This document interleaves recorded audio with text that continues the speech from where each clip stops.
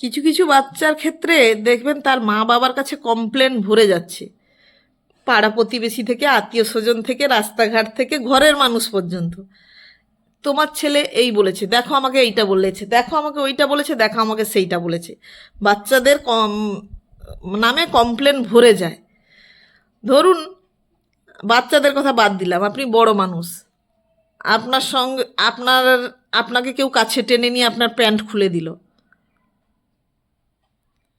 তাহলে ঠিক আপনি সেই মানুষটার সাথে কি করবেন? তাকে কি ভালোবেসে বলবেন না সুন্দর হয়েছে, নাকি তাকে ভালোবেসে বকা দেবেন, মারধর করবেন, লাথি মারবেন, না তাকে ভুসি মারবেন, না কান্নাকাটি করে শুয়ে যাবেন, না তাকে বাজে কথা, আপনার মনের ভিতরে যা আসবেন আপনি তো তাই করবেন। কিন্তু আপনি চাইবেন না বাচ্চাটা ভালো থাকুক, সুন্দর করে বসে থাকুক। ও প্যান্ট খোলা শুধু বড়দেরই আত্মসম্মানে লাগে, ছোটদের লাগে না? ছোটদের আত্মসম্মান বলতে কিছু নেই নাকি বলুন? সেটা ছোটদেরও আছে, তাদেরও অনেক আত্মসম্মান আছে, কিন্তু আমরা সেটা বুঝতে পারি না। ছোট তো কি হয়েছে, তার প্যান্ট খোলাই যায়। ও আপনি এটা আশা করবেন যে আপনি কারুর প্যান্ট খুলে দিচ্ছেন, তাকে অপমানিত করছেন, তারপরেও সে আপনার সঙ্গে ভালো ব্যবহার করুক, তাই তো? এটা একটু বেশি বাড়াবাড়ি, আশা করাটা বেশি বাড়াবাড়ি হয়ে যাচ্ছে না? বা আবার কখনো ধরুন আপনার মুড ভীষণ অফ, সেই বাচ্চাটা এসে আপনাকে ডিস্টার্ব করছে, বা কোনো কিছু একটা কথা বলছে, এই যা তো এখান থেকে, আপনি বকে দিচ্ছেন, তার সাথে রুড বিহেভ করছেন, কারণ তখন আপনার মুড নেই বা আপনি কোনো কাজে ব্যস্ত।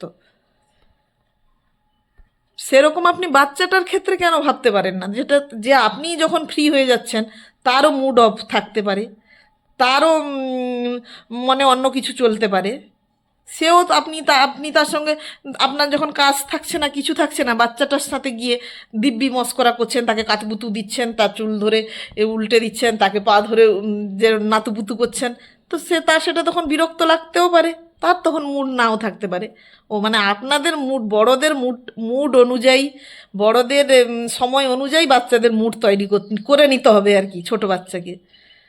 আর যখনই তার মুড ভালো লাগছে না, ইরিটেট লাগছে, সে কোনো কিছু একটা বাজে কিছু করছে, হয় লাথি দিচ্ছে, বা কিছু একটা বকে দিচ্ছে, বা তার মনের ভিতরে যা বাজে কথা আছে একটা কিছু বলে দিচ্ছে, তখনই তার বাবা মার কাছে কমপ্লেন চলে যাচ্ছে, এই দেখো বাচ্চা কিন্তু এটা বলছে।